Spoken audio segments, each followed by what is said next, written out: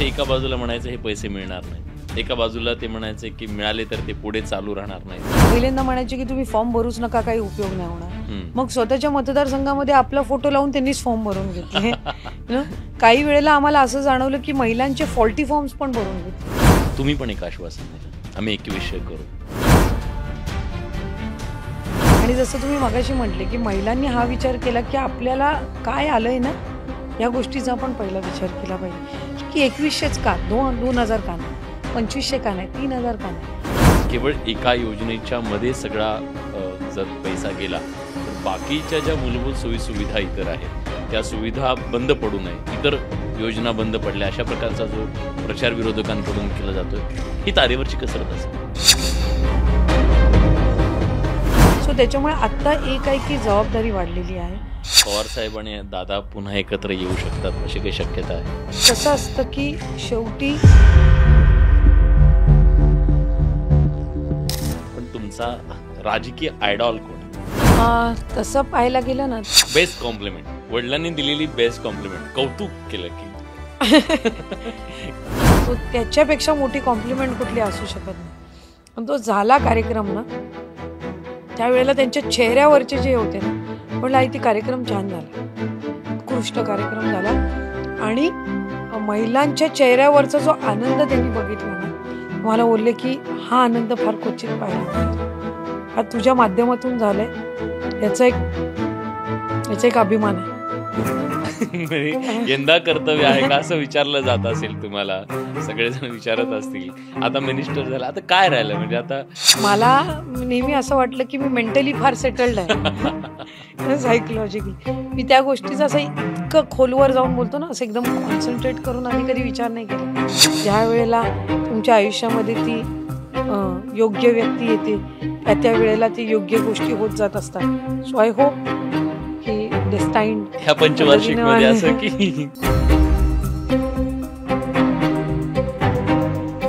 मंडळी नमस्कार, मी विलास बडे, न्यूज 18 लोकमतच्या या पॉडकास्टमध्ये आपल्या सगळ्यांचं स्वागत. विधानसभा निवडणुकीच्या निकालाच्या नंतरचं हे पॉडकास्ट अतिशय महत्त्वाचं याच्यासाठी आहे कारण या विधानसभा निवडणुकीमध्ये ज्या योजनेची सर्वाधिक चर्चा झाली आणि हा निकाल जो अभूतपूर्व निकाल आलेला आहे त्याच्यामध्ये त्या योजनेचा सगळ्यात सिंहाचा वाटा होता असं बोललं जात आहे. ती योजना लाडकी बहीण योजना. आणि ही लाडकी बहीण योजना ज्यांच्या मंत्रालयानं राबवली त्या महिला बालविकास मंत्री आदिती तटकरे आता आपल्या सोबत आहेत. स्वागत आहे तुमचं. खरं तर ही सगळी निवडणूक, त्याच्यानंतर आलेला निकाल हा डिकोड करण्याचा आम्ही खूप प्रयत्न करतोय आणि हे कसं घडलं अचंबित करणार आहे प्रत्येकाला. प्रामाणिकपणे सांगा, तुम्ही तुमच्या मंत्रालयाच्या वतीने ही योजना जेव्हा आणली तेव्हा खरंच तुम्हाला असं वाटलं का की ही योजना इतकी गेम चेंजर ठरू शकते? ज्या वेळेला ही योजना घोषित झाली 28 जूनला, त्यावेळेला आमच्याकडे एक गोष्ट म्हणजे एक विभाग म्हणून आम्ही लक्ष देत होतो की ज्या पद्धतीनं ही महत्वाकांक्षी योजना जाहीर झाली आहे, आपल्याला तेवढ्याच जबाबदारीने तिची अंमलबजावणी करायची आणि ती यशस्वी करायची आहे. निवडणुकीत त्याचे पडसाद काय उमटतील, नकारात्मक असतील, सकारात्मक असतील, या सगळ्या गोष्टी एका बाजूला राहिल्या. आपल्याला ही योजना यशस्वी करायची आहे आणि आपल्याला साधारणपणे राज्यातल्या 2.5 कोटी महिलांपर्यंत ही योजना पोचवायची आहे. हे एक उद्दिष्ट ठेवून आम्ही काम करत होतो. आणि काय त्याचे महिलांवर इम्पॅक्ट असेल किंवा काय निवडणुकीच्या दृष्टीने काय असेल, ह्या गोष्टी त्यावेळेला दुय्यम होत्या. जेव्हा आपण इतका याच्याने एक योजना अनाऊन्स होते ना आणि इतक्या सगळ्या बाजूनी त्याच्यावर लक्ष दिलेलं असतं, सकारात्मक नकारात्मक सगळं, तर आपली जी जबाबदारी असते ही किती वाढलेली आहे याची जाणीव सातत्याने होऊन आम्ही विभाग म्हणून काम करत होतो. वेळ खूप कमी होता तुमच्याकडे, कमी वेळात इतक्या सगळ्या अगदी अकाउंट उघडण्यापासून ते त्यांच्या अकाउंटवर ते पैसे पडेपर्यंत साधारणपणे सरकारी काम 6 महिने थांब, अशा प्रकारची एक मानसिकता आपल्याकडे आहे. एक राजकीय नेता म्हणून तुम्ही जेव्हा एखादी योजना अशी त्याची घोषणा करता, त्याची अंमलबजावणी या सिस्टीममध्ये आणि इतक्या कमी वेळामध्ये, हे इम्पॉसिबल वाटत होतं. हे पॉसिबल कसं झालं? आम्ही याच्यात 2-3 गोष्टी केल्या. की एकतर डेटा कन्सॉलिडेट करणं हम्म, किंवा किती लाभार्थी अंदाजे असू शकतील. महाराष्ट्रामध्ये जर आज आपण बघितलं तर 5-5.5 कोटी 5-5.25 कोटी महिला असतील. हम्म, त्याच्यातल्या 2.5 लाखापेक्षा कमी उत्पन्न असणाऱ्या किती असतील, तो एक रफली डेटा काढणं.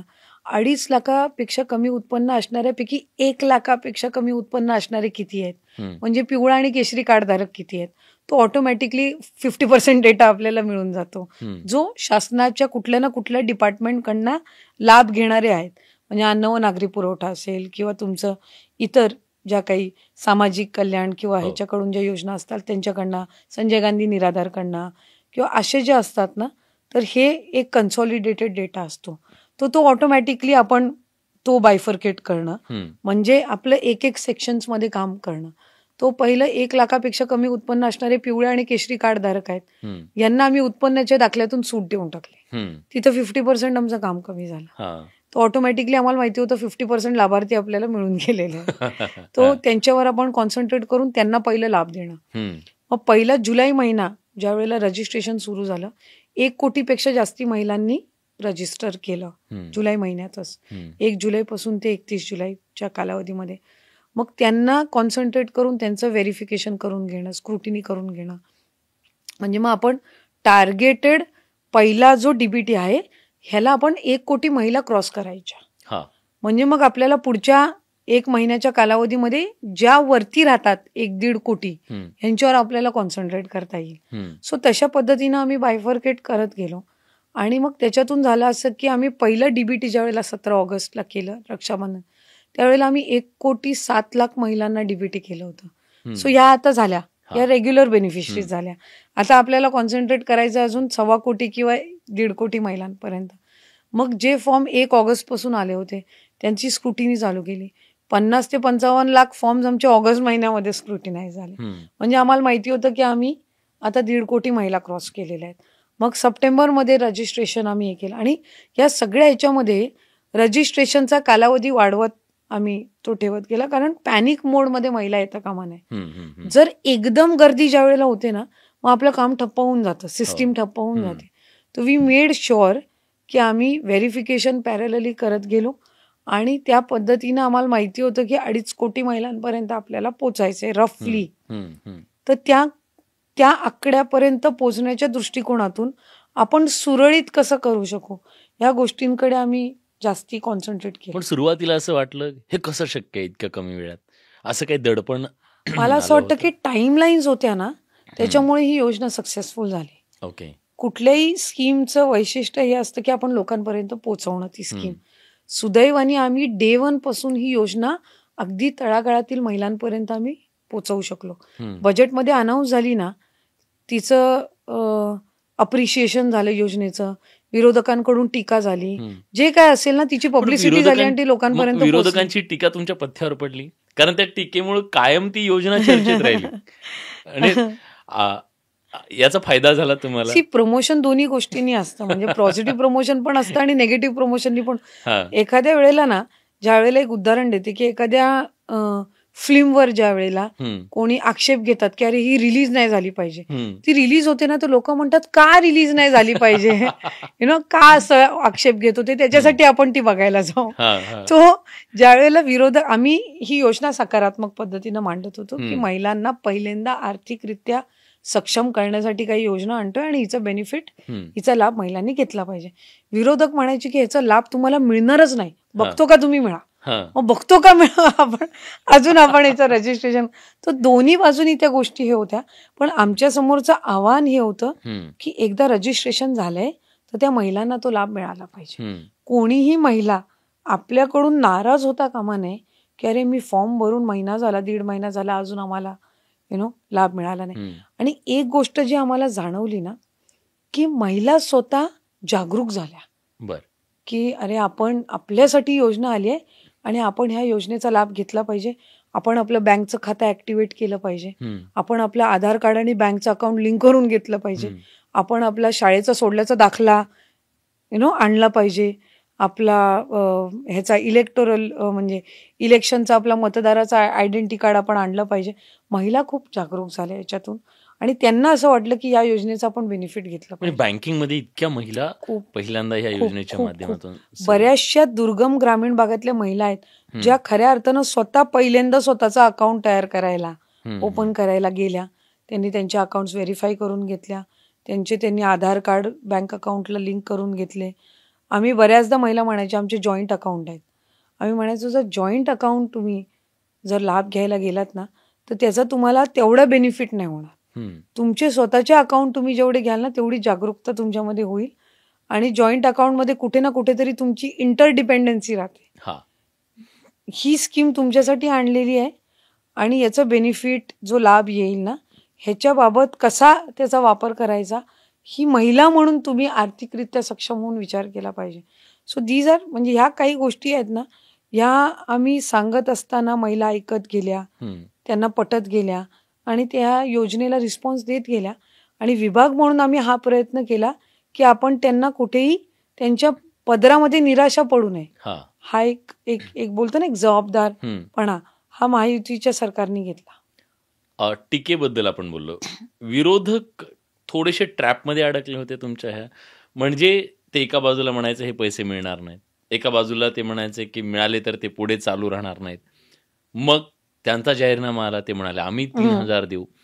म्हणजे शेवटी 3,000 वर विश्वास न ठेवता 1,500 वर त्याने विश्वास ठेवला असं म्हणूया आजच्या परिस्थितीत. हे काय होतं?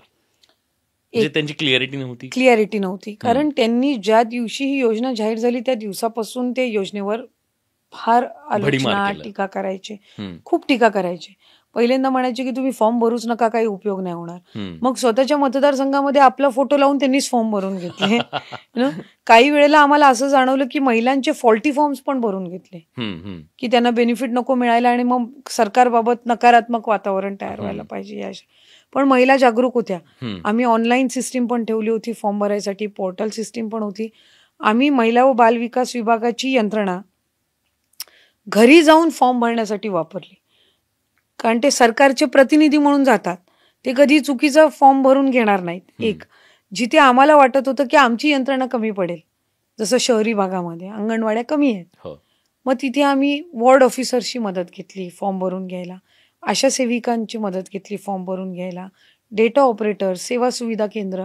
म्हणजे शासनाची प्रत्येक यंत्रणा कधी ती वापरायची ह्या गोष्टीचं एक प्रॉपर सरकारने ठरवलं तर काय होऊ शकतं याचं ज्वलंत उदाहरण.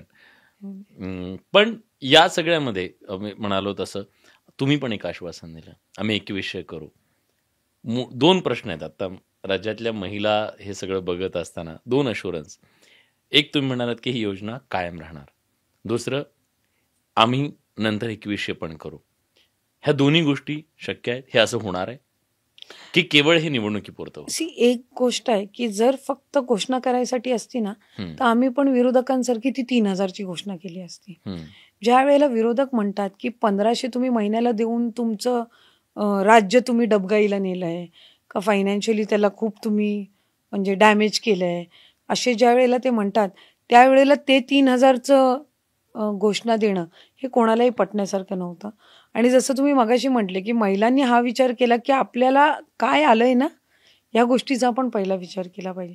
ही समाधानी वृत्ती जी असते ना ही महिलांमध्ये जास्ती प्रमाणामध्ये दिसून येते ज्या वेळेला त्यांना कळतं की त्यांना हे महत्वाचं स्थान दिलेलं आहे, फक्त घोषित केलेलं नाही. एक दुसरी गोष्ट, ज्या वेळेला आम्ही 2100 म्हणतो ना त्यावेळेला सुद्धा त्या संदर्भामध्ये फार बारकाईनं विचार केलेला असतो की 2100च का, 2,000 का नाही, 2,500 का नाही, 3,000 का नाही.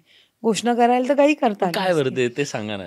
कसं आहे की एखादी स्कीम राबवत असताना ना, आता समजा लाडकी बहीण, ह्याला एकदमच काही तुम्हाला 43,000 कोटी लागणार नाहीयेत एका महिन्याला, हे लागणार आहेत तुमच्या वर्षभराच्या ह्याच्यामध्ये. त्यामुळे तुमचे इतर उत्पन्नाची स्रोत कशा पद्धतीनं तुम्ही मॅनेज करता, म्हणजे शासन म्हणून, सरकार म्हणून, हा एक त्याच्यातला महत्वपूर्ण भाग आहे. एखादी स्कीम ज्या वेळेला आपण आणतो ती फक्त अमाऊंट डीबीटी करेपर्यंत नसते, त्याच्या मागे तुम्ही कशा पद्धतीनं ती इम्प्लिमेंट करता आणि तिचं चर्निंग कशा पद्धतीनं करता.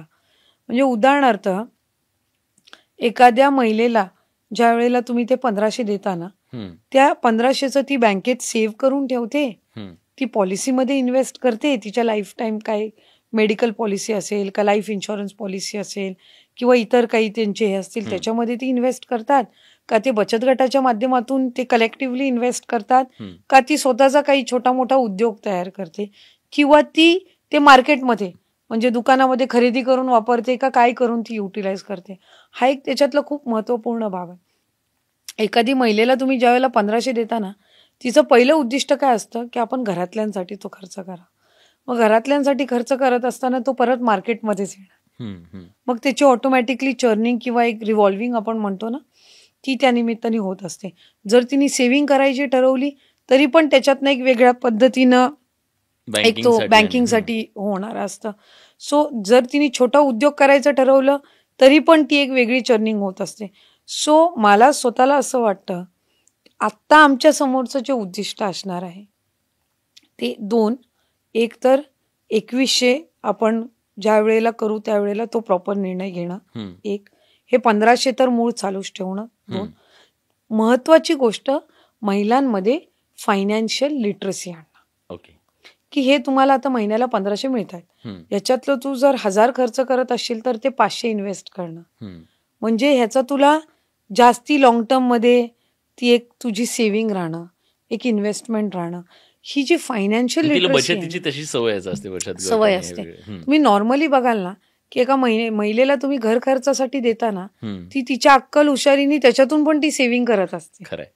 तो ती नोटबंदीच्या वेळेस असे खूप मोठी अमाऊंट घराघरामध्ये तो कसं असतं की त्यांना ती फायनान्शियल लिटरसी त्यांच्यामध्ये तयार करणं, की आता हे तुला 1500 मिळतायत ना, हे तू दरवेळेला असं एका वेळेला एक्साइटमेंटमध्ये ठीक आहेस तू खर्च केलेस, पण तुला हे लॉंग टर्म तुझ्यासाठी ही सेव्ह करून ठेवणं.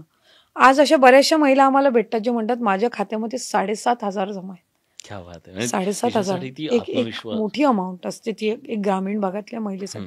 अशा अनेक बँक अकाउंट्स होत्या की जेव्हा आम्ही पहिलं डीबीटी केलं ना ऑगस्ट महिन्यामध्ये, त्यांचं बॅलन्स 130 रुपये होतं, 200 रुपये होतं, आणि ते झटकन 1500 झालं, झटकन नंतर 3000 झालं, झटकन नंतर 4500 झालं, झटकन नंतर 7500 झालं.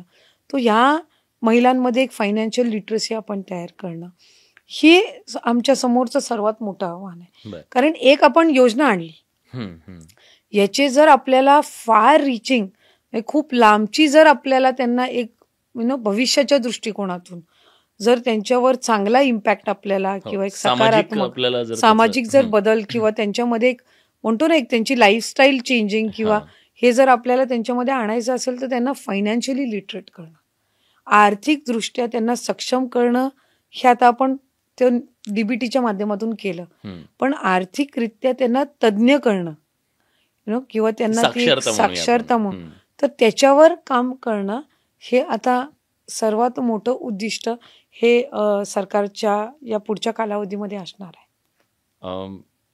तो प्राऊड फील होतो की आपण ज्या डिपार्टमेंटचे मंत्री होतो त्या डिपार्टमेंटची ती योजना इतकी एक सक्सेसफुल ठरते, इतक्या अभूतपूर्व, म्हणजे महाराष्ट्राच्या आत्तापर्यंतचा जो महाराष्ट्र निर्मितीनंतरचा इतिहास आहे त्यातलं सगळ्यात मोठं यश आपल्या त्या योजनेमुळं मिळतंय आणि आपण त्याचे मंत्री होतो. हे फिलिंग काय आहे?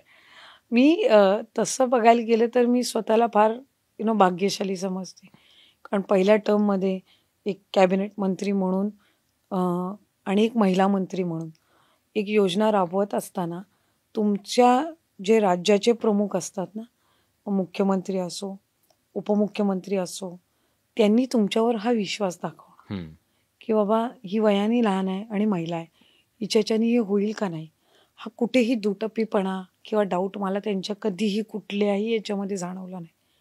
ही कुठल्याही मंत्र्यासाठी किंवा लोकप्रतिनिधीसाठी खूप महत्वाची गोष्ट असते. मी आज मुख्यमंत्री म्हणून एकनाथ शिंदे साहेबांकडे कधी गेली तरी मला असं कधी वाटलं नाही की मी अजितदादा गटाची मंत्री आहे. मी कधी फडणवीस साहेबांकडे कुठं काही अडचण आली सल्ल्यासाठी गेली, कारण ते 5 वर्ष मुख्यमंत्री, मोठा प्रशासकीय अनुभव त्यांना आहे.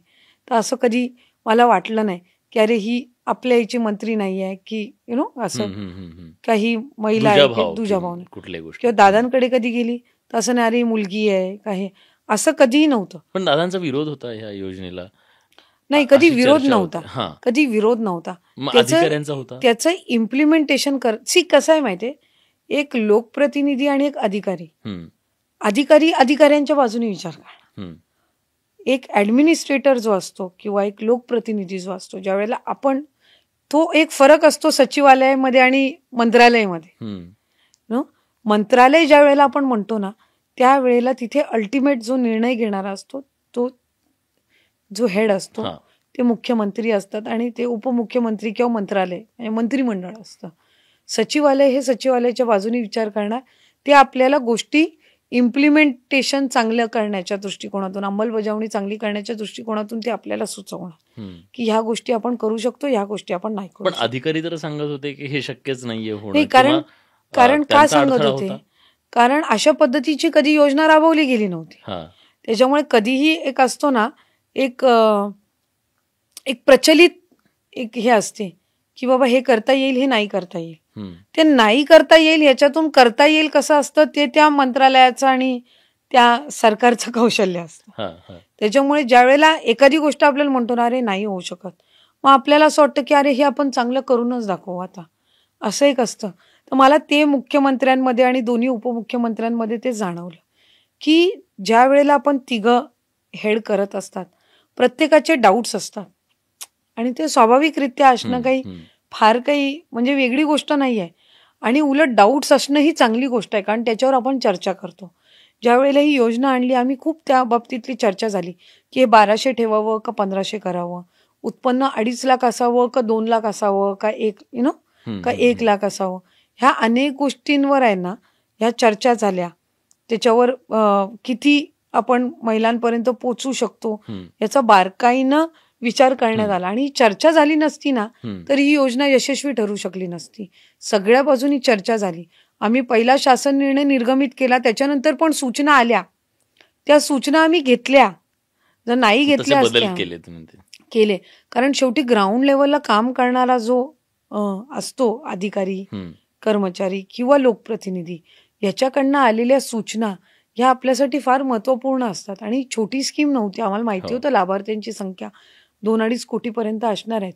त्याच्यामुळे ज्या ज्या सूचना येत गेल्या त्याच्यातलेही आम्ही फिल्टर केल्या की कुठल्या घेतल्या पाहिजेत, कुठल्या नाही घेतल्या पाहिजेत. त्या दिवशी निकाल आल्याच्या नंतर दादांची खूप बोलकी प्रतीक, मिश्किलपणे दादा असं म्हणाले की आकडे जसजसे वाढत होते तसंच माझ्या डोक्यात होतं की आता आपल्याला हे ह्या योजनेचे हे आकडे कसे बसवायचे.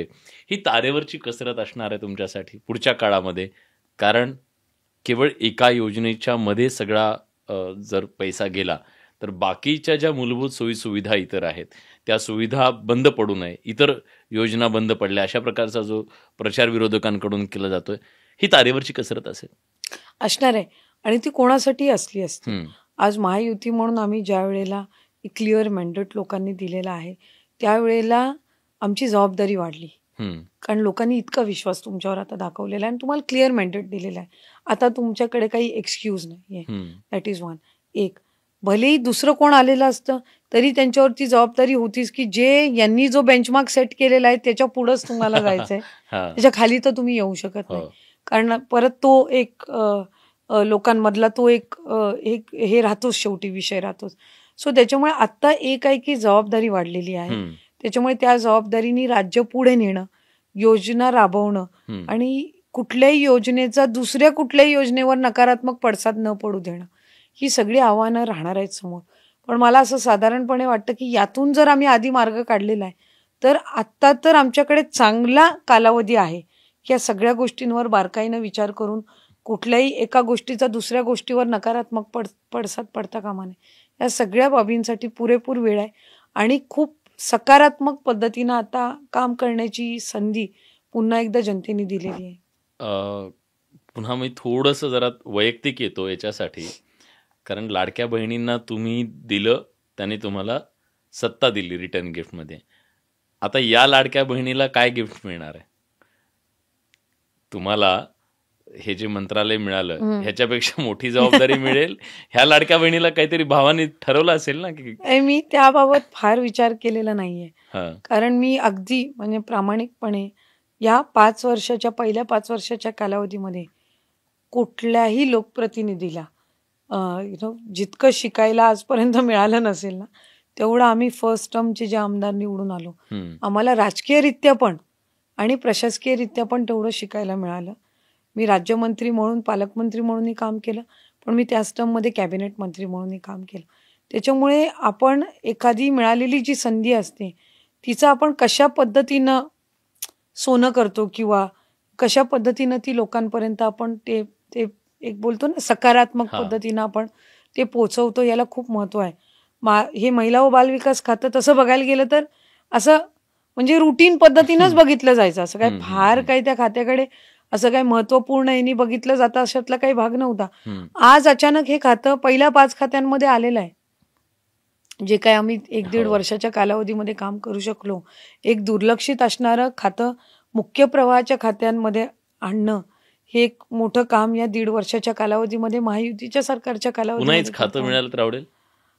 आता ते वरिष्ठ ठरवतील कुठली जबाबदारी द्यायची ती. तुम्हाला काय पण मी एक गोष्ट केली की मी त्या गोष्टीचा फारसा विचार न करता वर्तमानामध्ये मी म्हणजे राहून जितकं मला त्या संधीचं म्हणजे संधीमध्ये काम करता आलं ना तेवढं मी केलं.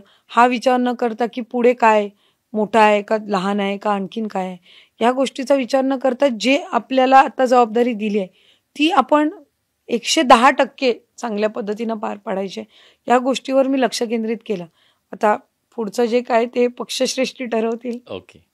मुख्यमंत्री कोण होईल, काय तुमचा अंदाज? मी खरं तुम्हाला सांगायचं तर मला एका गोष्टीचा सध्या तरी आनंद आहे की मुख्यमंत्री महायुतीचा असणार. त्यामुळे कोण असतील कोण ते शेवटी जे निर्णय एक म्हणतो ना की आमच्या स्तरावरचे असतात ते आम्ही त्या पद्धतीचे मतं मांडत असतो. तडकरे साहेब अमित शहांना भेटून आले, काहीतरी सांगितलं असेल ना त्यांना? नाही, काहीच नाही सांगितलं. काहीच नाही सांगितलं. तुम्ही विचारत असाल ना काय झालं तुमचं बोलणं किंवा अगदी फार क्वचित आमचं बोलणं होतं. आणि त्यांचं एक म्हणजे मी तटकरे साहेबांसोबत एक वडील म्हणून सुद्धा एक हे आहे, पण नेता म्हणून सुद्धा एक त्यांच्या म्हणजे बोलतो ना नेतृत्वाखाली काम केलेलं आहे. तो एक आहे की त्यांना माहिती असतं कोणाला कितीपर्यंत काय गोष्टी सांगायच्या आणि करायच्या. आम्ही घरात जरी पण आता माझा निकाल लागला त्यावेळेला पहिल्या का दुसऱ्या राऊंड पर्यंत आमचा संपर्क होता, कारण तो एक ट्रेंड लक्षात येईपर्यंत. त्याच्यानंतर ते मुंबईला आले, माझी भेट डिरेक्टली त्यांच्यासोबत 2 दिवसांनंतर झाली जेव्हा आमची देवगिरीला मीटिंग झाली त्यावेळेला. कारण या मधल्या 2 दिवसात ते त्या सगळ्या ह्याच्यातच होते की बाबा आमदार किती निवडून आलेले आहेत सरकारचं, तर ह्या सगळ्या गोष्टींमध्येच ते होते. आणि त्याच्यानंतरही या 2-3 दिवसात दिल्लीचं अधिवेशन सुरू झाल्यामुळे माझी आणि त्यांची भेट झालेली नाही. आणि फार काही आमचं एकदा बोलणं ते बाहेर गेल्यानंतर होत नसतं, म्हणजे दिल्लीला आणि मी इकडे आहे. माझ्या मतदारसंघामध्ये आभार दौरा चालू होता आणि मला तो पूर्ण करायचा होता. इतक्या लोकांनी तुम्हाला मतदान केलेलं आहे या दृष्टिकोनातून. सो मी फार काही त्यांच्यासोबत तसं बोलणं डिटेलमध्ये झालेलं नाही. पण मला एक गोष्टीचं समाधान आहे की आपण आज महायुतीचा मुख्यमंत्री आपण विराजमान झालेला लवकरच बघू आणि जे काही असेल ते पॉझिटिव्हली झालेलं आहे. त्यामुळे कोण त्या पदावर त्या खुर्चीवर असणार हा शेवटी निर्णय तसाही म्हणजे आमच्यापर्यंत पोहोचण्याचं काही कारण नसतं, तो निर्णय झाल्यानंतरच आमच्यापर्यंत पोहोचत असतो. ठीक आहे, पण या सगळ्यामध्ये म्हणजे राष्ट्रवादी काँग्रेसने भाजपच्या पारड्यात आपलं वजन टाकलं, त्यामुळे शिवसेनेची बार्गेनिंग पॉवर कमी झाली अशी त्यांची तक्रार आहे शिवसेनेच्या नेत्यांची, की तुम्ही त्यांची बार्गेनिंग पॉवरच संपवली.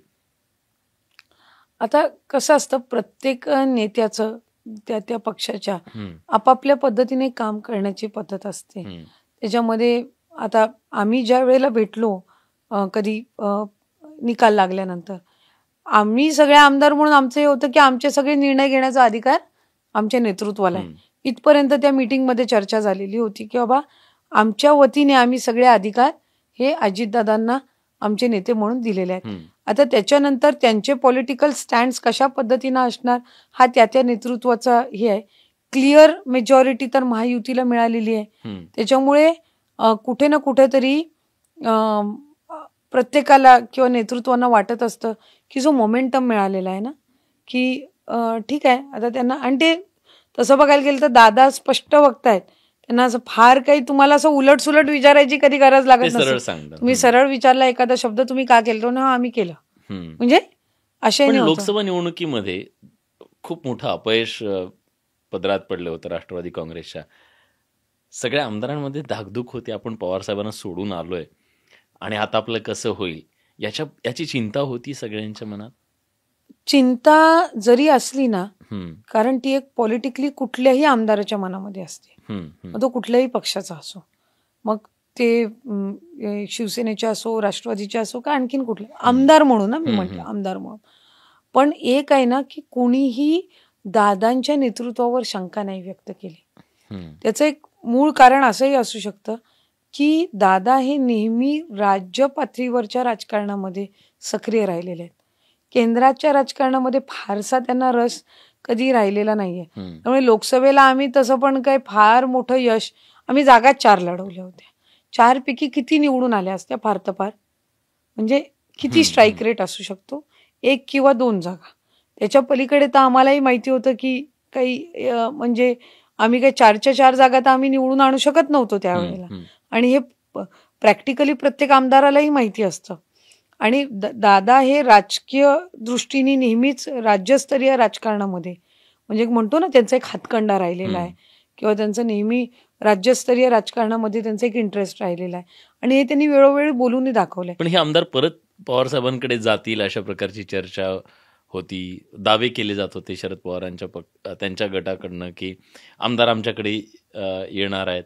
ही अस्वस्थता, हे काहीतरी चालू होतं मंथन. त्या चर्चेला पूर्णविराम विधान परिषदेच्या निवडणुकीच्या वेळेला लागला, ज्या वेळेला आम्ही दादांनी उभे केलेले दोन्हीही उमेदवार ज्या वेळेला विधान परिषदेमध्ये, आमदारच मतदान करत असतात, आमदारांनी केलेल्या मतदानामध्ये ज्या वेळेला दोन्ही आमचे आमदार निवडून आले, ते शिवाजीराव गर्जे सर असतील किंवा राजेशी विटेकर असतील, त्यावेळेला, कारण ती लोकसभेच्या निवडणुकीच्या नंतर लगेचच झालेली आमदारकी, तर जर कुठे चलबिचल असती आमदारांच्या मनामध्ये तर त्याच वेळेला त्यांनी त्या गटाच्या आमदारांना मतदान करून, उमेदवारांना मतदान करून सिद्ध केलं असतं, जर तसं काही असतं तर. पण ते काही त्यांच्या मनामध्ये नव्हतं. त्याच्यामुळे त्यांनी दादांच्या प्रती जी काही त्यांची अटॅचमेंट आहे किंवा दादांचं नेतृत्व त्यांनी मान्य केलेलं आहे, हे त्यांनी विधान परिषदेच्या निवडणुकीला सर्व आमदारांनी आम्ही मिळून सिद्ध केलेलं होतं.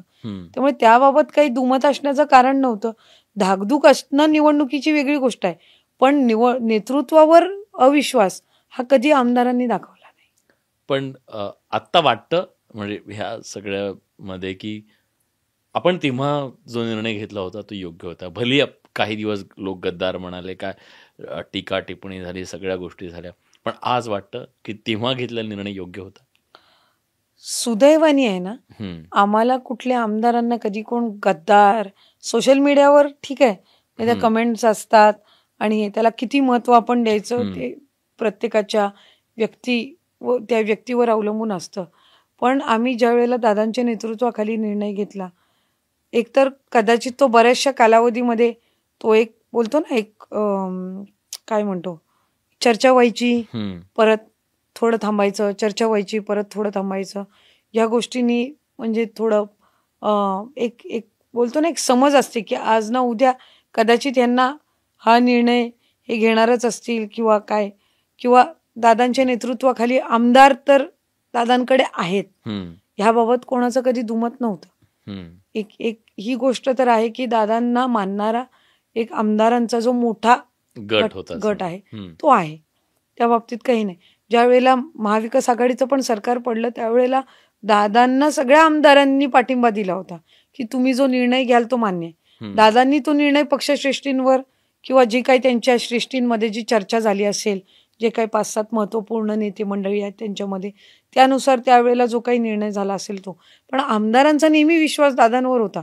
ते त्याही वेळेला म्हणायचे की दादा तुम्ही जो निर्णय घेणार त्याला आम्ही आहे तुमच्यासोबत, असं कधी अविश्वास. शक्यता आहे पवार साहेब आणि दादा पुन्हा एकत्र येऊ शकतात, अशी काही शक्यता आहे?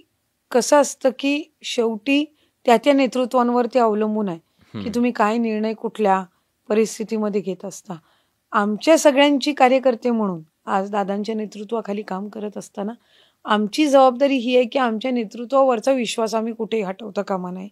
आणि त्यांना जे कार्यकर्ते म्हणून आम्ही त्या नेतृत्वासाठी जे पाठबळ निर्माण केलं पाहिजे आमच्या जी काय पद्धतीनं ते निर्माण करत ठेवणं ही आमची कार्यकर्ते म्हणून जबाबदारी आहे.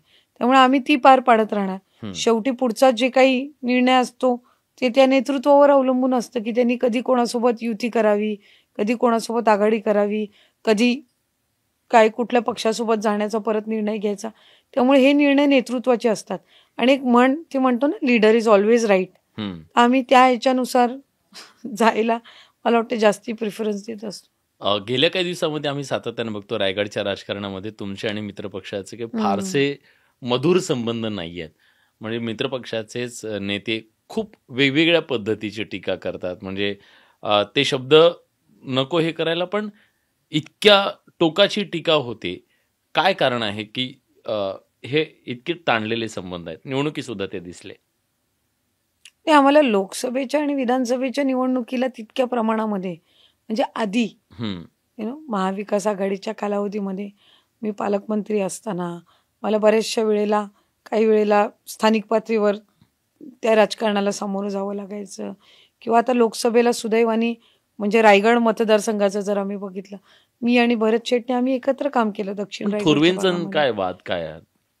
नाही, कसं असतं ना की मी खरं तुम्हाला सांगू की मला खरं एका गोष्टीचं नवल वाटतं किंवा आश्चर्य वाटतं की एका लोकप्रतिनिधीने आहे भांडाभांडीत किती वेळ व्यतीत करावा, याला पण काहीतरी मर्यादा असते.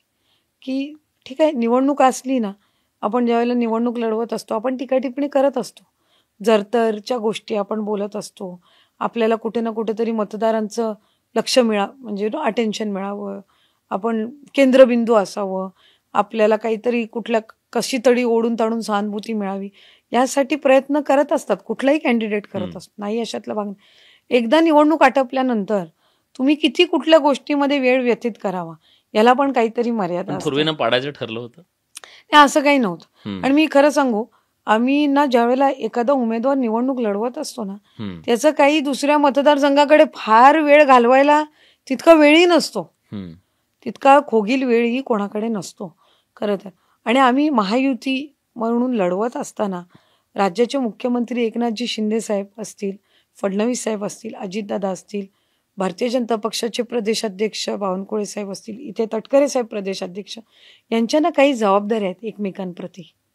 आम्ही आज मुख्यमंत्री एकनाथजी शिंदे साहेबांच्या नेतृत्वाखाली मी मंत्री म्हणून काम केलेलं आहे.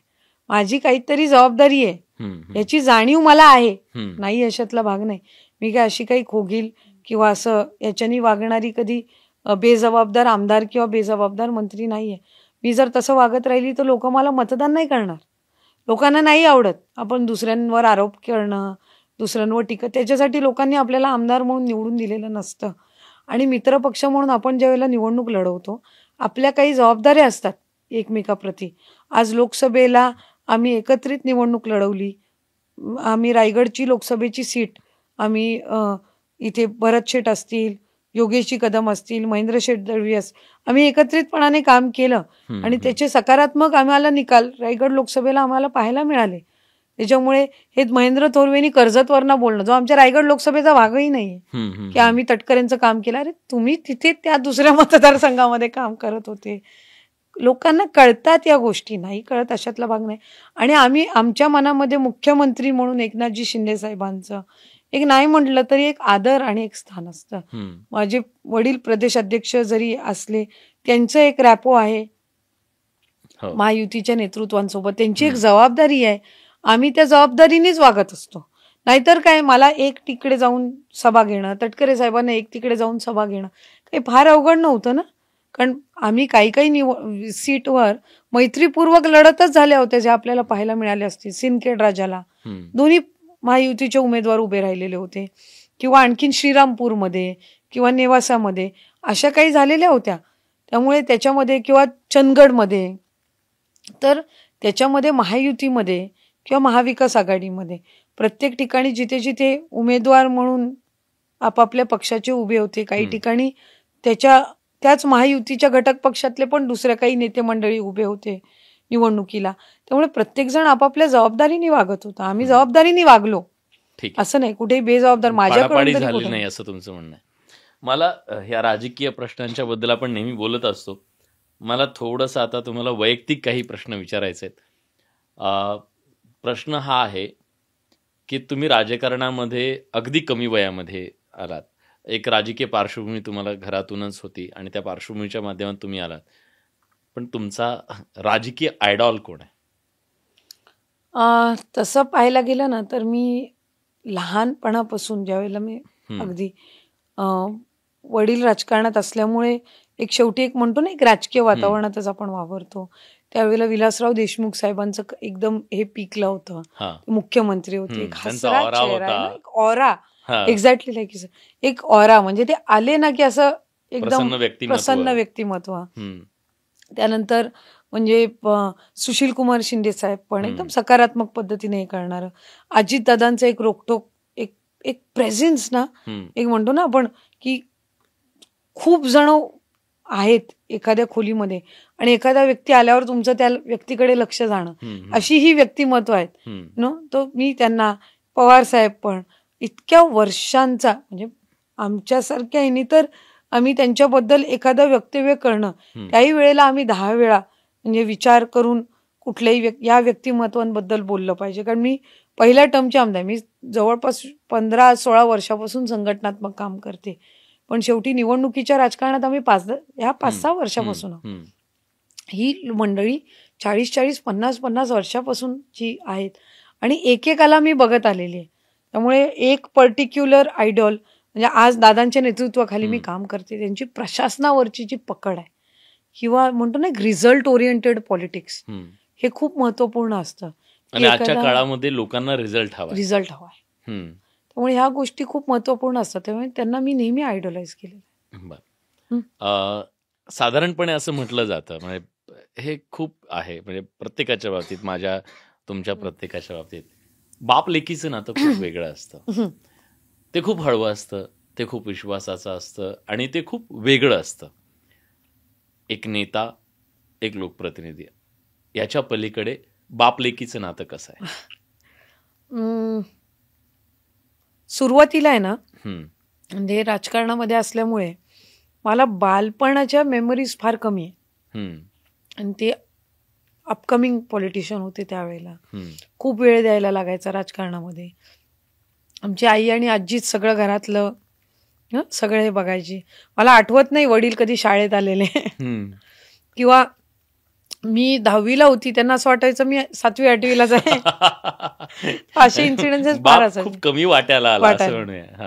पण मी राजकारणात जेव्हापासून आली ना, तेव्हा मला कळलं की किती अवघड असतं एक वैयक्तिक जीवनामध्ये वेळ देणं आणि राजकीय जीवन बॅलन्स करणं. तो ते मला त्यांच्याकडून खूप शिकायला मिळालं. आणि आज आम्ही दिवसातून 2-3 वेळा तरी आमचं किमान बोलणं असतं. तू कुठे आहेस, कुठले कार्यक्रम आहेत तुझे आज, कोणाकोणाचे मतदारसंघातून फोन आले, किंवा हे सगळं जरी झालं ना तरी शेवटचा प्रश्न असतो जेवलीस का.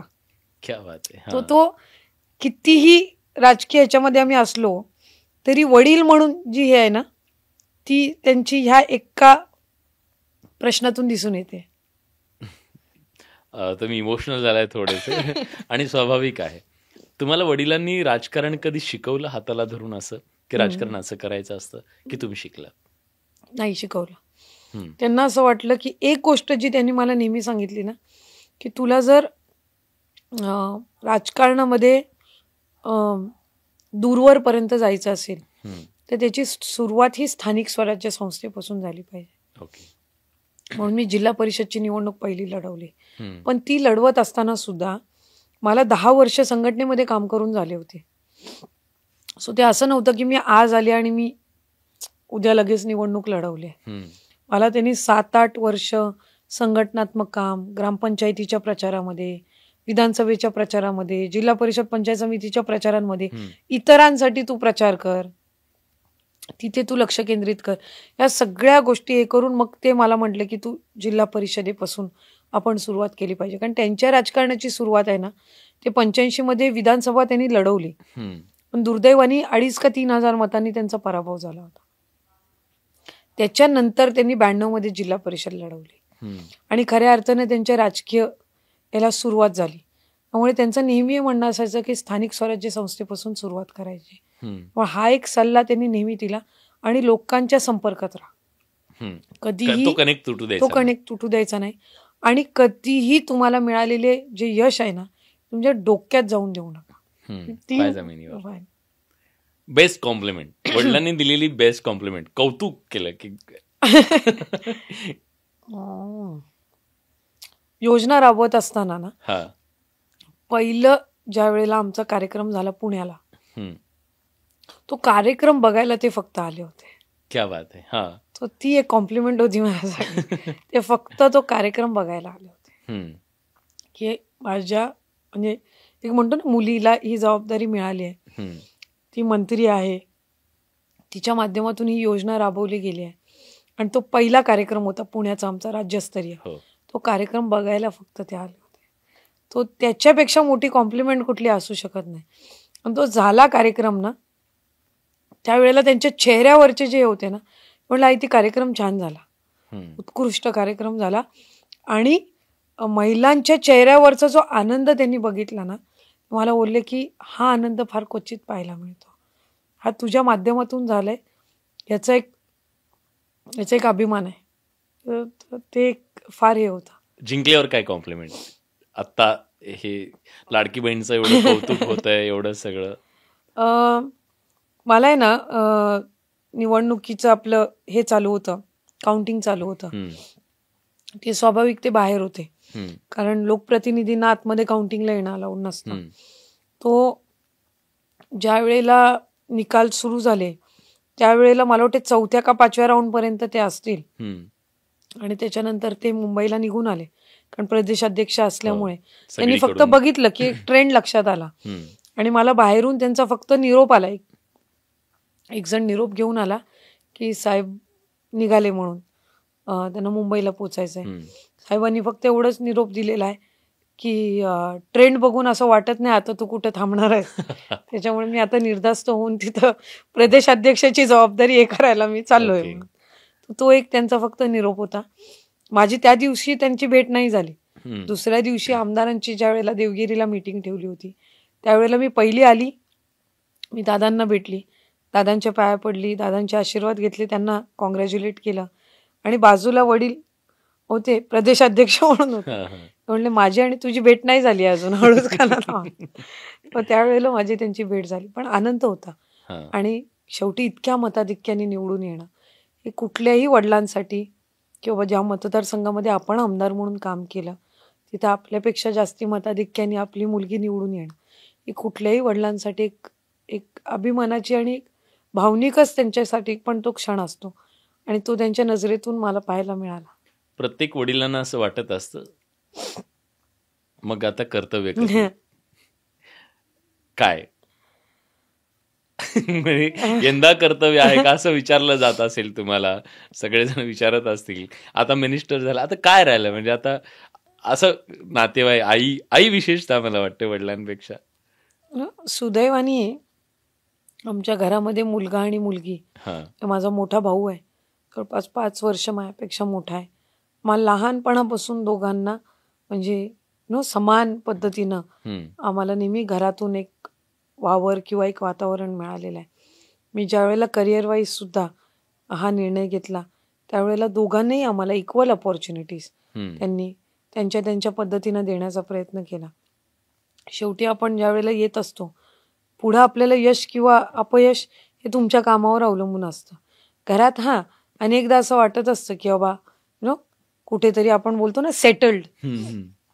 तो मला नेहमी असं वाटलं की मी मेंटली फार सेटल्ड आहे सायकोलॉजिकली. मी त्या गोष्टीचं असं इतकं खोलवर जाऊन बोलतो ना, असं एकदम कॉन्सन्ट्रेट करून आधी कधी विचार नाही केला. हम्म. मला साधारणपणे असं वाटतं या सगळ्या गोष्टी डेस्टाईन्ड असतात. हम्म. ज्या वेळेला तुमच्या आयुष्यामध्ये ती योग्य व्यक्ती येते त्या वेळेला ती योग्य गोष्टी होत जात असतात. सो आय होप की डेस्टाईन्ड ह्या पंचवार्षिक मध्ये असं की कारण कोणालाही ते वाटत असतं स्वाभाविकरित्या, हा. आई वडील असतात किंवा व्यक्ती म्हणून. मला असं वाटत असतं की ज्या वेळेला ती योग्य ती व्यक्ती किंवा योग्य ती वेळ हम्म. मला असं वाटतं ती येईल त्यावेळेला त्या राईट योग्य त्या गोष्टी होत जातील. ठीक आहे, पण त्याची काही तयारी मी असं म्हणतो की ठीक आहे, तुम्ही मंत्री आहात, राज्याचा गाडा चालवायचा आहे, एक मोठं डिपार्टमेंट सांभाळायचं आहे. किचन डिपार्टमेंट कधी सांभाळता का तुम्ही? फार कमी, हा. खूप कमी. कारण या क्षेत्रामध्ये काम करत असताना आईचा ओरडा? नाही, हल्ली फार नाही. हा, हा. आधी खायची मी, हल्ली खूप कमी, हा. खूप कमी. कारण आम्हाला वेळच फार कमी मिळतो. हम्म. हम्म. हम्म. आणि या क्षेत्रामध्ये आहे ना जे क्षेत्र निवडलेलं आहे त्याच्यात लोकांच्या अपेक्षाही इतक्या आहेत ना हो. की तुम्ही प्रत्येक कार्यक्रमाला असलं पाहिजे, तुम्ही प्रत्येक बारीक सारीक गोष्टीमध्ये असलं पाहिजे. एखाद्याच्या सुखाच्या प्रसंगात नसला तरी अडचणीच्या किंवा दुःखाच्या प्रसंगात लोकप्रतिनिधी म्हणून असलं पाहिजे. हे चेंजिंग रोल्स आहेत पॉलिटिक्स मधले. त्याच्यामुळे पर्सनलच वेळ इतका कमी मिळतो की किचनमध्ये त्यातल्या त्यात वेळ घालवणं तर फार क्वचित होतं, खूप कमी, फार कमी. जेव्हा केव्हा मिळतो त्यावेळेला प्रयत्न मी करते, पण खूप कमी. काय बनवता म्हणजे कधी जरी समजा मिळाली संधी, वेळ मिळाला, आणि आता मला वाटतं हे 2-4 दिवस तरी जरा वेळ असेल, असं काय? असं काहीच नाही. कारण आधी मतदारांपर्यंत मतदान त्यांनी करावं म्हणून वेळ द्यावा, आता थँक्यू, आणि आता थँक्यू म्हणायला म्हणून वेळ द्यावा. त्यामुळे त्याच्यातच 2-3 दिवस खरं आत्ताचेही माझे जसे निघायला लागले तसे दुसऱ्या दिवसापासून आभार दौरे चालू झाले. त्यामुळे तसा घरी फार फार कमी वेळ मिळाला. पण ज्या वेळेला मिळतो त्या वेळेला साधारणपणे जे नॉर्मल घरचं जेवण आहे त्याच्यामध्ये, किंवा गणपतीत आमचं एक ठरलेलं असतं की गणपतीत मोदक सगळ्यांनी मिळून बनवायचे, घरातल्या महिला ज्यांनी असतात त्यांनी. तर तो एक प्रयत्न मी करते की बाबा आपण मोदक चांगले संकष्टी. तुम्ही काही अशी राजकारणात राहून सुद्धा एखादी आवड जोपासली की आपल्याला हे आवडतं? आम्ही एक बॅडमिंटन खेळतानाचा तुमचा व्हिडिओ पाहिला होता. मी खेळते, मी बॅडमिंटन ज्या वेळेला मला संधी मिळते मी बॅडमिंटन खेळते. मी सकाळी एक गोष्ट करते ना, मी सकाळी दिवसाची सुरुवात म्युझिक ऐकून करते. मी पेपर वाचून नाही करत. कुठलं म्युझिक? नॉर्मल कुठलंही म्युझिक, असं हिंदी म्युझिक, बॉलिवूड म्युझिक. मला ओल्ड सॉंग्स पण ऐकायला आवडतात, नवीन ऐकायला नाही, फार कमी, फार कमी. मी असं गाणी ऐकण्यामध्ये जास्ती हे करते, तोडफोड मी फार कधी करायला. तर ती एक गोष्ट आहे की माझा पॉझिटिव्हली दिवसाची सुरुवात करायला खूप चांगलं. मी सोशल मीडियाचं म्हणजे मी व्हॉट्सॲप किंवा सोशल मीडिया बघून दिवसाची सुरुवात करत नाही. एक म्युझिक ऐकून करते, आणि मी पेपर वाचून दिवसाची सुरुवात करत नाही. माझ्या वडिलांना ती म्हणजे परम आपल्याला असं चहा घेत असताना पेपर वाचणं, मी ते फार क्वचित करते. मी वाचते दिवसभरामध्ये, माझे पेपर वाचून होतात, पण I don't start my day with it. कारण मला असं वाटत असतं की आपण चांगल्या थोडं जे आपल्याला पॉझिटिव्ह वाईब्स देतील ना त्या गोष्टीने आपण सुरुवात करावी, मग आपला दिवस पॉझिटिव्हली थोडा. कुणाला ऐकायला जास्त आवडतं? सिंगर्स मध्ये मी आता रिसेंट सिंगर्स मध्ये अरिजित सिंग असेल त्याची गाणी मी ऐकते. पण तो तर दर्दभरा जरा जास्त, नाही असं नाही. तो जुन्या याच्यामध्ये किशोर कुमारची गाणी ऐकायला आवडतात, किंवा फार हे जर असेल तर आत्ता हल्ली सिंगल्स म्हणजे इंडी पॉपचं हे खूप वाढलेलं आहे. म्हणजे एक सिंगर्सची जी गाणी येतात ना तर ती खूप मला हे आवडतात. मला गाडीत असताना कधी कधी अगदी जर हे मिळालं, फोन जर कंटिन्यू चालू नसले तर मी FM ऐकते. मला FM ऐकायला फार आवडतं. तुम्ही ड्राईव्ह करता? क्वचित, खूप क्वचित, फार कमी. पण ड्राईव्ह करता गाणी ऐकायला आवडतात. आणि basically music, all sorts of music मला आवडतं. म्हणजे अगदी जुनी गाणी असतील, रिसेंट गाणी असतील, आवडतात मला ऐकायला. बरीचशी गाणी आहेत ना हल्ली आम्हाला रील्स वरून ऐकायला मिळतात. तुम्ही कधी रील्स बनवता? बनवते मी. मला असं वाटतं ना की सोशल मीडिया तुम्ही कशा पद्धतीनं वापरता याच्यावर खूप महत्व आहे. आणि मला असं ते कंटिन्युअस पॉलिटिकल हे नाही आवडत रील्स दौऱ्यांचे. मला असं कधीतरी वाटतं की आपण थोडं आणि मी बघितलंय साधारणपणे ना तुमच्या सोशल मीडियाच्या फॉलोअर्सना पण तुमचे पर्सनल लाईफ मधले हे आवडतात बघायला. म्हणजे मी बघितलं की आमच्या राजकीय पोस्टपेक्षा पण आम्ही ज्यावेळेला एखादी पर्सनल पोस्ट करतो तर ती बघायला लोकांना आवडते. मी आता पर्सनल प्रश्न विचारण्याचं कारण सुद्धा तेच आहे, कारण प्रेक्षकांना हे जास्त आवडतं, कारण तुमचं व्यक्तिमत्व काय आहे ते जाणून घ्यायला आवडतं. बाकी म्हणजे जाहिराती असतील किंवा सोशली आपण जे वावरतो ना तो चेहरा त्यांना माहित असतो, पण आवडीनिवडींच्या बद्दल फारसं ते माहित. मी दर 3-4-6 महिन्यात एक प्रयत्न करते की माझ्या स्कूल फ्रेंड्सना भेटायचं. क्या बात आहे. आम्ही भेटतो. रियुनियन होतं तुमचं? रियुनियन होतं. मग त्या कसं रिॲक्ट करतात? मिनिस्टर आहे आपली मैत्रीण, काही नाही, त्यांचं स्कूल सारखंच रिॲक्शन असतं, काही फरक नाही पडला. दंगामस्ती अगदी अगदी अगदी ना. माझ्या वागण्यात काय फरक असतो ना त्यांच्या वागण्यात काय फरक असतो, काही नाही.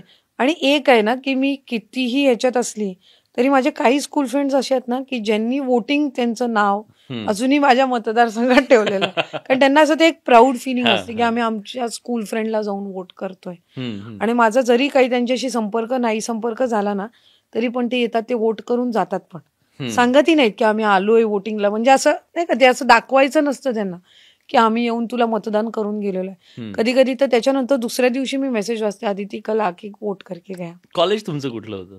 आणि माझं ज्युनियर कॉलेज तिथेच झालं गावाला. आणि डिग्री कॉलेज मी ग्रॅज्युएशन जय हिंद कॉलेजमध्ये इथे केलं. ओके. तो पण एक कॉलेज फ्रेंड्स पण आहेत संपर्कात अजून, पण स्कूल फ्रेंड्स एक ना असं अटॅचमेंट वेगळे. कधी शाळेत जाता तुम्ही? ज्या शाळेत शिकलो आपण तिकडे जाते. गेस्ट म्हणून कधी गेले? गेस्ट म्हणून पण गेले. अदरवाईज पण आम्ही ना थोडं प्रिन्सिपल कडनं परमिशन घेऊन आमची रियुनियन असतात ना, आम्ही अजूनही जाऊन त्या बाकांवर बसतो. क्या बात आहे. आणि त्याची ती फिलिंगच वेगळी असते. आयुष्य वेगळं एकदम वेगळं असतं. आणि मला म्हणजे एक शाळेच्या आयुष्याचं वैशिष्ट्य असतं ना, तुम्ही कोण आहात ना हे तिकडे काही मॅटर नाही करत. आणि मी म्हणून माझ्या स्कूल फ्रेंड्सना अजून भेटते, कारण त्यांच्या आयुष्यामध्ये आहे ना मी अजून तीच आदिती आहे जी मी स्कूलमध्ये असताना होती. तुम्ही बोलताय मी नॉस्टॅल्जिक होतोय. आणि ते क्षणच असे असतात की आपल्याला ते नॉस्टॅल्जिक करतात. वडिलांमधला सगळ्यात आवडता गुण? ते खूप कंटेम्पररी, म्हणजे असं आउटडेटेड कधी त्यांचं पॉलिटिक्स नाही होत. खूप ते अजातशत्रू आहेत, आम्ही तर बघतो त्यांना. ती सर्वात चांगली गोष्ट आहे मला असं वाटतं. ती सर्वात, मला ते खूप वेळा बोलतात, मला किंवा माझ्या भावाला, अनिकेत बाईंनी, आम्हाला दोघांनी ते खूप वेळेला सांगतात की तुम्हाला राजकारणामध्ये शत्रू जेवढे कमी निर्माण करता येतील तेवढे तुम्ही करा. एक, आणि वैयक्तिकरित्या कोणावर वाईटपणा कधी, म्हणजे कोणाबद्दल हे करणं, ते कधी टीका नाही करत. जेव्हा आमच्यावर फारच टीका केली जाते त्यावेळेला त्याचं उत्तर देणं वेगळी गोष्ट आहे, पण आम्ही पर्सनली कोणावर टीका करायला कधी जात नसतो. आणि एक जे त्यांचं आहे ना की त्यांचे प्रत्येक राजकीय पक्षामध्ये त्यांचे मित्र आहेत, हितचिंतक आहेत, किंवा इव्हन वेगवेगळ्या क्षेत्रांमध्ये, साहित्यिक क्षेत्रामध्ये त्यांचा मित्रपरिवार चांगला आहे, पत्रकारिता क्षेत्रामध्ये त्यांचे मित्रपरिवार चांगले. हे कधी होतं ज्या वेळेला तुम्ही विंडिक्टिव्ह किंवा वैयक्तिक कधी ज्या वेळेला हे करत नाही त्यावेळेला त्या गोष्टी होत असतात. आणि हे त्यांचं वैशिष्ट्य आहे. सेकंड, ते टाइम पंक्च्युअलिटी खूप आहे त्यांच्यामध्ये, जी मला असं वाटतं की मी अजून ती शिकणं फार गरजेचं आहे. की त्यांच्या इव्हन दादांमध्ये पण तो गुण आहे. तुम्ही 10 वाजताची द्याल ते 10ला 5 मिनिटं असतानाच ते तिथे असतात. तो एक त्यांच्यामध्ये आहे. आणि दुसरी गोष्ट, त्यांना एका गोष्टीची जाणीव आहे की आपण प्रत्येक जनरेशनची जिथपर्यंत रिलेट नाही ना होत तिथपर्यंत आपण पॉलिटिक्स टिकवून नाही ठेवू शकत. म्हणजे जे स्थान आहे ना, आज जरी ही 69-70 नाव, पण आज ज्या वेळेला ते येतात त्यावेळेला तरुण पण तितक्या संख्येने जमतात, महिलाही तितक्या संख्येने जमतात, किंवा त्यांचं भाषण ऐकण्यासाठी आमच्या मतदारसंघातली एक ओढ असते की अरे साहेब काय बोलणार आहेत. हे फार क्वचित नेतृत्वांमध्ये असतं. त्यामुळे आम्ही हाच प्रयत्न करत असतो की या ज्या काही गोष्टी आहेत ना या त्यांच्याकडून शिकणं. मला माहिती आहे की आम्ही 100% मॅच नाही कधी करू शकणार, कारण खूप मोठा जनरेशनचा एक गॅप असतो, खूप दशकांचा त्यांचा अनुभव असतो. त्यांनी 84 मध्ये ज्या वेळेला सुरुवात केली ना, ते माझ्या आजोबांचे ड्रायव्हर म्हणून त्यांच्यासोबत जायचे. आजोबा 17 वर्ष सभापती होते पंचायत समिती, त्यांचे वाहन चालक म्हणून ते जायचे. माझ्या वडिलांनी ज्या वेळेला राजकारण शिकलेलं आहे तो काळ वेगळा होता, आजचा काळ वेगळा आहे. पण आजच्या काळामध्ये एक महिला पॉलिटिशियन असणं, महिला तर सोडून द्या, ओव्हरऑलच एक पॉलिटिशियन म्हणून हे करिअर खूप चॅलेंजिंग झालंय का? खूप चॅलेंजिंग. म्हणजे फॉरगेट की त्याला एक निगेटिव्ह शेड देण्याचा नेहमी प्रयत्न केला जातो, पण ना आधी म्हणाला तसं अपेक्षा खूप लोकांच्या वाढल्यात. आता एकदा आलं मतदानाला, 5 वर्षानंतर भाषण ठोकलं, मतदान मिळालं, असं नाही. किती चॅलेंजिंग आहे बरं आजच्या काळात हे पॉलिटिक्स. कसं झालंय ना, जे जाणवतं असं की लोकांना सरपंच, जिल्हा परिषद सदस्य, पंचायत समिती सदस्य, आमदार आणि खासदार हे रोल्स डिफाईन करून त्यांच्यापर्यंत पोहोचवणं हे आत्ताच्या पॉलिटिशियनच्या समोरचं चॅलेंज आहे. की ग्रामपंचायतीचा सरपंच हा गावामध्येच असतो, ते गावकीच्या पूजेला येऊ शकतात पण एका आमदारासाठी किंवा खासदारासाठी ते म्हणजे नाही शक्य होणार डेली बेसिसवर. एक जिल्हा परिषदचा जो सदस्य असतो हा त्या 25 गावांपुरतं मर्यादित असतो, त्याला ते कॉन्सन्ट्रेट करणं सोपं आहे. पण एक आमदार हा विधानसभेमध्ये प्रतिनिधित्व करत असतो. पण कसं आहे की आम्ही तुम्हाला मतदान केलेलं आहे, तुम्ही आमच्या चांगल्या वाईट सगळ्या याच्यामध्ये असणंच आहे, नो अदर ऑप्शन. एक दुसरी गोष्ट, सोशल मीडियाचा रोल खूप महत्वपूर्ण झालाय. लोकांना वाटतं की आम्ही जिथपर्यंत पोस्ट करत नाही चॅनल्स किंवा आमच्या सोशल मीडियावर, तिथपर्यंत आम्ही कामच नाही करत. नो एक कारण तो रीच झालाय ना. म्हणजे आता मी समजा माझ्या एका मतदारसंघाच्या एका तालुक्यामध्ये कार्यक्रम घेत असेल, तर लोकांना कसं कळणार दुसऱ्या तालुक्यामध्ये की मी ह्या तालुक्यामध्ये कार्यक्रम घेऊन गेले? ह्याला सोशल मीडियाच माध्यम झालेलं आहे. नो, आधी ह्या अपेक्षा नव्हत्या लोकांच्या. आता तुम्ही बघा की एका राजकारण्याला सोशल मीडिया आवडो न आवडो, it is not a choice, only option you have. तुम्हाला जर तुमचा प्रेझेन्स दाखवायचा असेल तर तुमचा सोशल मीडिया तुम्हाला ऍक्टिव्ह ठेवाच लागेल. नाही तर लोकांना वाटतं अरे मतदारसंघात नाहीच आहे. तुम्हाला हँडल करता स्वतः? मी स्वतः हँडल करते. कधी कमेंट वाचते, मी पोस्ट वाचते. मला तर बऱ्याचदा आश्चर्य वाटतं की माझ्या मतदारसंघात मधली मी एक पोस्ट केली आहे आणि तिथं कुठलं भलतीकडचाच जिल्ह्यातला माणूस बोलतोय तुम्ही काय काम करताय आणि तुम्ही मराठवाडा बोललाय. तुम्हाला काय माहिती, म्हणजे practically and logically if you see की ते तसं पण होत असतं की बऱ्याचशा वेळेला कमेंट्स मध्ये तुम्ही किती गुंतवून घेता स्वतःला. की ट्रोलिंग कडे कसं पाहता? कधी ट्रोलिंग झालं तर? नाही, मी फार महत्व नाही देत, कारण ना ते तुम्हाला सायकोलॉजिकली इफेक्ट करेल तुमच्या कामाला. मग तुम्ही फक्त कमेंट्सलाच आणि सोशल मीडियालाच महत्व द्या की अरे इथे आपल्याला लाईक्स मिळणं म्हणजे आपण सरस आहोत. ती पण तो एक मुद्दा विचारायचा तुम्हाला. ज्यांनी कुणी ह्या निवडणुकीमध्ये सोशल मीडियावरचा अंदाज घेऊन अंदाज बांधलेल्या निवडणुकीचे ते साफ चुकलेले आहेत. सोशल मीडिया आणि ऍक्च्युअल ग्राउंड लेवल ह्याच्यात खूप फरक आलाय. खूप फरक आहे. कारण ग्राउंड लेवलचं तुमचं सक्सेस हे तुमच्या ग्राउंड लेवलच्या प्रेझेन्सला त्याला जास्ती महत्व आहे. तुमच्या सोशल मीडिया हे तुमचं बेसिक आलंय पॉलिटिक्स परत. कारण हे तुमचं वर्षाचे 12 महिन्याचं आहे. सोशल मीडिया हे तुमच्या वर्षाच्या 12 महिन्याचा प्रेझेन्स आहे. तुमच्या निवडणुकीचा प्रेझेन्स हा तुम्ही मतदारांपर्यंत वैयक्तिक किती पोचता. कारण प्रत्येक मतदाराला काय वाटत असतं माहितीये, आमदारांनी आमच्या गावापर्यंत आलं पाहिजे आणि त्यांनी विनंती केली पाहिजे की बाबा मी 5 वर्षात हे काम तुमच्या गावामध्ये केलेलं आहे आणि मला तुम्ही पुन्हा एकदा संधी द्या. ही अपेक्षा ही मतदारांची असते निवडणुकीच्या वेळेला. आणि तुमच्या वर्षाचे 12 महिने निवडून आल्यानंतर तुमचा सोशल मीडियाचा प्रेझेन्स असतो. आणि सोशल मीडियाचे पण डायनॅमिक्स खूप वेगवेगळे आहेत. प्रत्येक जणाचे रील्स आकर्षकच आहेत अशातला भाग नाही, पण दॅट इज नॉट नेसेसरी की त्यांनी निवडणुकीमध्ये निवडूनच नाही यावं. बरेच असे आमदार खासदार आहेत की जे एक कंपल्शन आहे ना म्हणून सोशल मीडिया चालवतात, पण त्यांचा ग्राउंड लेवलचा कनेक्ट हा त्या सोशल मीडियाच्या लाईक्सच्या खूप पलीकडचा आहे. आणि असे सुद्धा बघितले की सोशल मीडियावर खूप लाईक्स आहेत पण ते निवडणुकीच्या मैदानात उतरले तर त्यांना फार मत सुद्धा नाही. एक्झॅक्टली. सो ती लाईन ऑफ कॉन्शियसनेस ही खूप महत्वाची असते. बरेचसे आमदार आहेत ना जे सोशल मीडियावर कमी असतील पण त्यांचा फोनवरचा कनेक्ट स्ट्रॉंग असतो. एखादा कार्यकर्ता टोल नाक्यावर अडकला ना तो त्याच्या आमदाराला फोन लावतो, मला टोल नाक्यावर. तुम्ही कनेक्ट राहता मोबाईलवर सगळ्यांशी? मी ट्राय करते. मी आत्ताही प्रयत्न करते की मी अजून कनेक्ट फोनवरचा वाढवला पाहिजे. माझ्या वडिलांचा 99.9% आहे. काय सांगताय? हो, कारण त्यांना एखादा फोन आला त्यांना नाही उचलता आला की ते रात्री का होईना ते कॉलबॅक करणार. ते थोडं काम करणं आम्ही फार गरजेचं आहे. पण काही वेळेला काय होतं की तुम्हाला आहे ना इतके दिवसभरामध्ये फोन येतात. फॉर एक्झाम्पल आता आपण 1 तासाभरापासून इंटरव्ह्यू करतोय, इतके मिस कॉल्स या तासाभरात एवढे मिस कॉल्स येऊन. आणि आमच्या इथे काय होतं माहिती, समजा आता या तासाभरामध्ये मिस कॉल झालेत ना, त्यातले काही माझ्या मतदारसंघातले असतील जे मी नाही उचललेत, ते इमिडिएटली माझ्या वडिलांना किंवा माझ्या भावाला कनेक्ट करतात. अरे ताईंनी फोन नाही उचलला पण हे काम होतं. मला तो एक मुद्दा विचारायचा आहे, भावांचं कॉन्ट्रीब्युशन किती आहे तुमच्या पॉलिटिक्समध्ये? खूप आहे.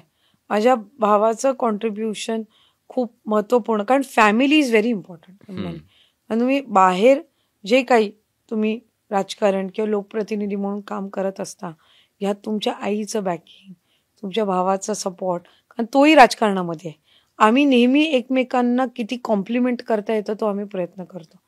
त्याच्या स्थानिक स्वराज्य संस्थेच्या निवडणुकीला मी प्रयत्न करते की मी अधिकचं थोडा प्रयत्न करावे. माझ्या निवडणुकीच्या वेळेला तो तितका इक्वली त्या ठिकाणी असतो की नाही, आपण तितकं सक्रिय राहिलं पाहिजे. कारण प्रत्येकाला मानणारा एक वर्ग असतो.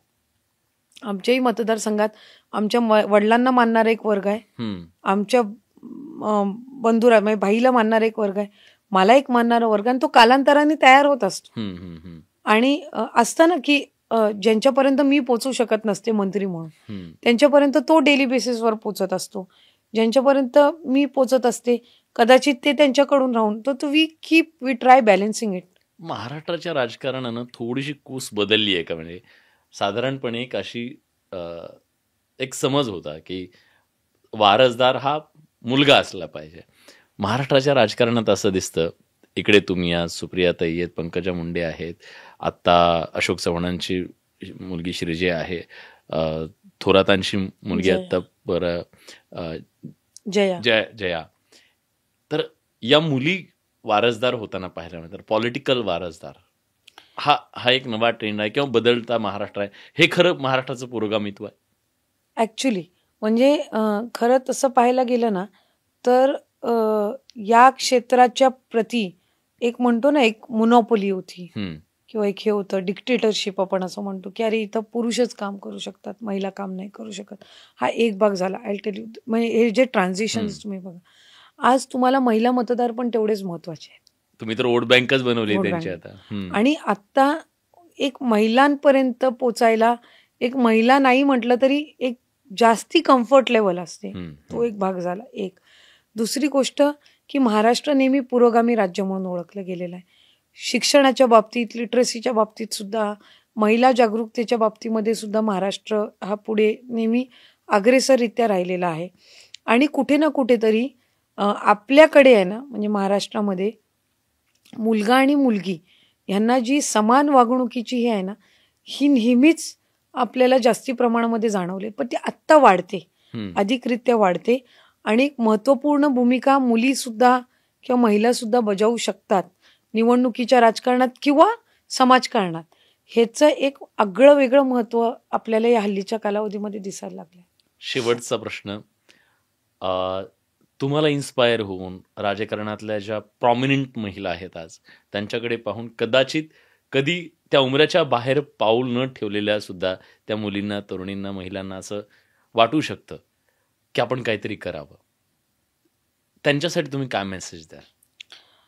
महिलांनी स्वतःमध्ये त्यांचा म्हणजे विश्वास असणं, आत्मविश्वास असणं खूप गरजेचं आहे. त्या दोन गोष्टींनी येतात. त्या फायनान्शियल इंडिपेंडन्सनी येतात कमी, ज्या वेळेला इंटरडिपेंडन्सी कमी असते त्यावेळेला, किंवा तुम्ही नुसतं स्वप्न पाहण्यापुरतं किंवा इच्छा तुमची ठेवण्यापुरतं ज्या वेळेला मर्यादित राहत नाही, ती पूर्ण करण्यासाठी ज्या वेळेला तुम्ही पाऊल उचलता, तर ते खूप गरजेचं आहे. मी मुलींना तर नेहमी सांगते की काहीही असेल ना तरी तुमचं शिक्षण पूर्ण करा. शिक्षण कधी वाया नाही जात. मुलींनी ग्रॅज्युएट झालं पाहिजे. मुलींनी जी काही त्यांची कॅपॅसिटी असेल ना, ते शिक्षण त्यांनी प्राप्त केलं पाहिजे. शिक्षण कधीही वाया जात नाही कुठलेही. म्हणजे ज्यांची 12वी पर्यंतची कॅपॅसिटी असेल, काही का होऊ नये, 10वीवर थांबू नका, 12वी शिक. ज्यांची ग्रॅज्युएशनची आहे, तुम्ही ग्रॅज्युएट व्हा. तुम्ही ग्रॅज्युएट होऊन तुम्ही एक स्टँड घ्या की तुम्हाला 1 वर्ष का होईना तुम्हाला नोकरी करायची, तुम्हाला फायनान्शियली इंडिपेंडेंट व्हायचंय. नॉट नेसेसरी की तुम्ही राजकारणातच आल्यावर तुमचं काही हे होतं. एक व्यक्ती म्हणून सुद्धा, विविध क्षेत्रामध्ये एक व्यक्ती म्हणून तुम्ही स्वतः विकसित झालं पाहिजे. हे उद्दिष्ट महिलांनी ठेवणं खूप गरजेचं आहे. तुम्ही जर स्वतःबाबतची मर्यादित किंवा संकोचित वृत्ती ठेवली की नाही, आपल्याला कोण बाहेरच नाही जाऊन देणार, आपण असंच असतं, हे असंच चालेल आलेलं आहे म्हणजे हेच बरोबर आहे, असं नाहीये. जर वर्षानुवर्ष चालत आलेलं आहे म्हणजे ते बरोबर आहे असं नाहीये. काही वेळेला त्या पलीकडे पण जाऊन तुम्हाला विचार करावा लागतो आणि हा तुम्ही करणं गरजेचं आहे. आणि स्वतःचा विचार करणं म्हणजे सेल्फिश होणं नाहीये. तुम्ही ज्या वेळेला स्वतःचा विचार कराल त्यावेळेला तुम्ही मानसिकरित्या सक्षम व्हाल दुसऱ्याबद्दलचा चांगला विचार करायला. त्यामुळे आपण ज्या वेळेला स्वतःच आत्मविश्वासाने नाही वावरणार त्यावेळेला आपण दुसऱ्याला आत्मविश्वास किंवा दुसऱ्याला ताकद नाही देऊ शकत. बरोबर. एखादी महिला ज्या वेळेला स्वतः सक्षम होईल ना, तेव्हा तिचं कुटुंब ती आणखीन चांगल्या पद्धतीनं चालवू शकेल. तर मी तर महिलांना नेहमी म्हणते की शिक्षण आणि आर्थिकरित्या सक्षम होणं, या 2 गोष्टींकडे त्यांनी लक्ष देणं हे खूप गरजेचं आहे. आणि ते जर झालं तर एक चांगलं विकसित समाज आपल्याला पाहायला मिळेल. Thank you so much. मला वाटतं हा मेसेज खूप महत्त्वाचा आहे. आणि खरं तर तुमचं अभिनंदन आणि तुम्हाला शुभेच्छा सुद्धा पुढच्या वाटचालीसाठी. आशा करूया की पुन्हा जेव्हा आपण हा पॉडकास्ट करू तेव्हा मिनिस्टर यांच्यासोबत आपला असेल, यात कुठलीही शंका नाही. खूप साऱ्या शुभेच्छा आणि न्यूज 18 लोकमतच्या या पॉडकास्टमध्ये आपण आलात त्याबद्दल तुमचे मनापासून आभार. सगळ्या विषयांवर तुम्ही मनमोकळेपणे बोललात त्याबद्दल तुमचे पुन्हा एकदा आभार. थँक्यू.